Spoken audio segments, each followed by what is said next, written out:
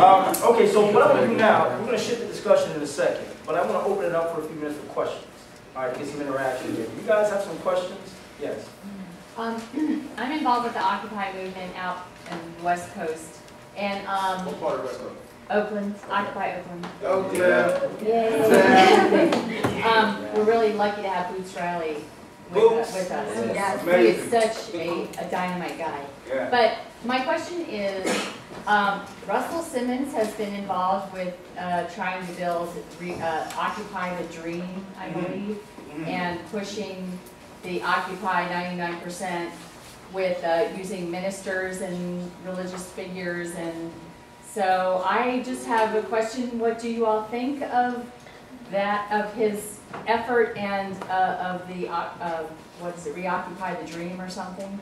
I have no problem with that, with Russell being able to, you know, transfer this idea, this medium, to be useful in all kinds of ways. However, in my immediate rebuttal, maybe I'll have to like kind of go over a little bit more in my mind, and I'll be quick.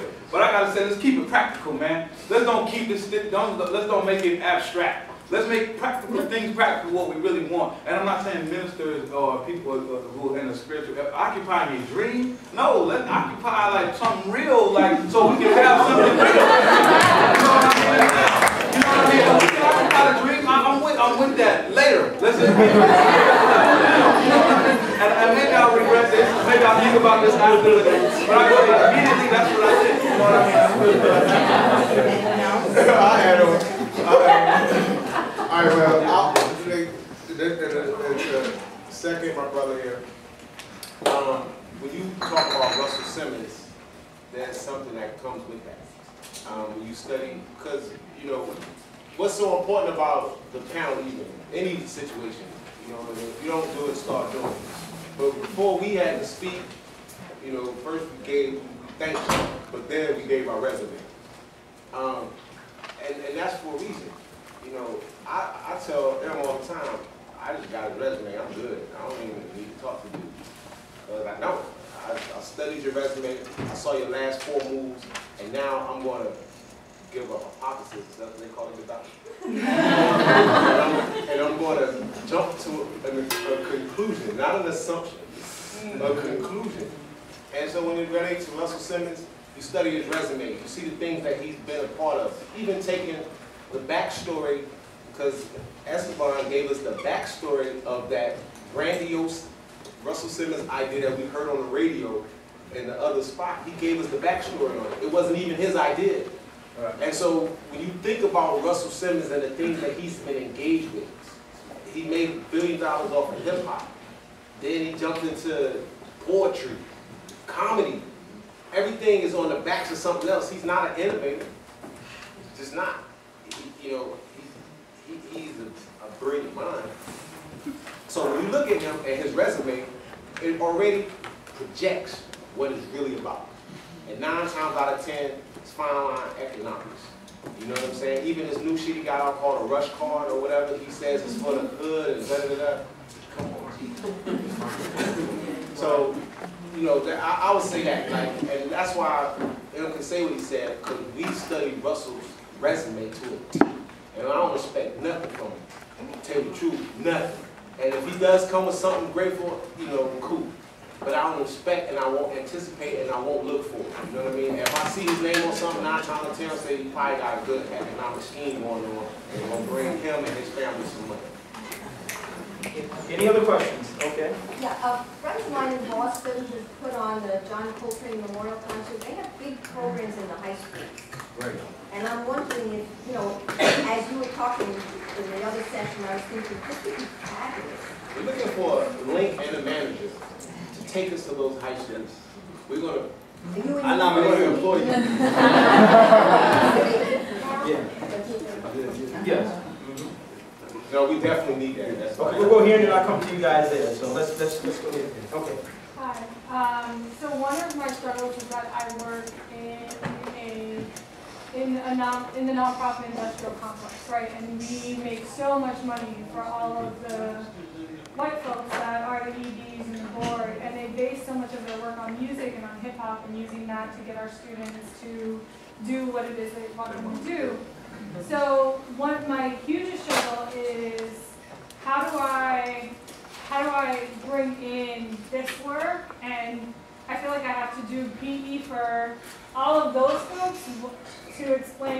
shutting off the radio, or why I'm playing like Dead PREZ music or Khalid Kweli. And I wanted to know what's the work that's being done, or if it's being done, on how to educate folks in this generation, because I think that there is a lot of focus on youth, which is wonderful, but we're screwing them up ourselves by letting the radio stay on. Right. So I just wanted to. No, because I'm trying to get to the crux of for just the question of what you were saying. Like, how do you do the PE or the work that it takes to do to bring? Now, just make it a nutshell for me. How do you do the PE with adults who grew up in the hip-hop era and who grew up when it began, who are adults now, are in charge? Right. To explain why it is Jay-Z should be turned off, or why some of the commercial hip-hop should be turned off and the actual hip-hop be on. Well, I'm gonna start a little bit, and I'm gonna be real quick. And really, why I want to do it is because I kind of want to like say something about what I said about Russell Simmons. So my thing is, I don't want to judge that guy, and I don't want to hate that guy, but it is relative to this question as well, because he's those people that we have to do the PE with. I think the thing is that we've seen like Umi said, we've seen a history of opportunism. We've seen a history of hyper-capitalism, avaricious capitalism. I'm talking about breakneck kind of capitalism that has led artist contracts to the point where they're like the most, they're like the most cutthroat things that you could find is a contract for an artist. It has led the precedent so that when you talk about artists being signed in the game, like you literally like have to talk about like words like in perpetuity, like which like forever, or and like in our minds it's like signing your life away or your children's rights away. We often commonly use those terms when talking about the kind of contracts that Russell Simmons is responsible for bringing to the game. So I don't want to talk about hate. I don't want to speak in hate, and I think like I said, I don't want to let anybody walk away with that in an emotional way. I would say it is because of the resume that Umi is talking about, and it is because of the work that we've seen, and it is because of opportunism off the backs of the people who have done a long time with work about reforming education that Esteban was talking about, that he just so conveniently attached himself towards, and so then So when you talk about the so that's what I got to say about Russell. But the re-education of that in context to Russell is that when you see this legacy and this history and this resume of the work of the art that has driven us into this deep hole, I think it's our responsibility. It's not our responsibility to say, what's going to get us out of this? What music is going to get us out of this? We can't use the same music that got us into this to get us out of this. So then the responsibility is for the leadership not to slack off like Jay-Z and Kanye did about making Watch the Throne in a time where we're in crisis and they couldn't talk about anything in the world but Watch the Throne. But instead of doing that, you could invite the new opinion that says this music can be helpful. And that's why we shouldn't do that anymore, because we've done that for too long. And I think if you use that argument as the political education or the PE to those, like, look where we are and look where these people want to take us. Look what his song is about. Then it should be obvious why we need to use this as a tool. You know what I mean? Like, look where we are. And I mean, I think that's the reality. The grim reality is hip hop is not good for us. The hip hop that exists is not good for us. It's bad. It's awful.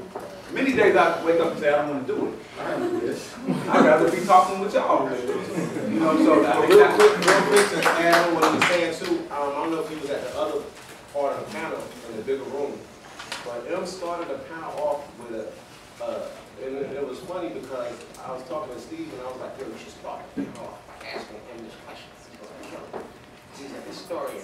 I mean, just from knowing the dude, but I had no idea he was going to take it so far there, because when he introduced the entire panel to break down the definition of what hip hop is, he began with understanding the social context of the community that derived the entire shit. Right. The only reason why I came is because Cash was oppressed. We didn't have nothing else. Like so Esther was saying. So when you look at where it came from, and then not to keep quoting good doctor, but she was talking about the power of it. And so like when I was young, for instance, it was cool to wear these red, black, and green. Yeah.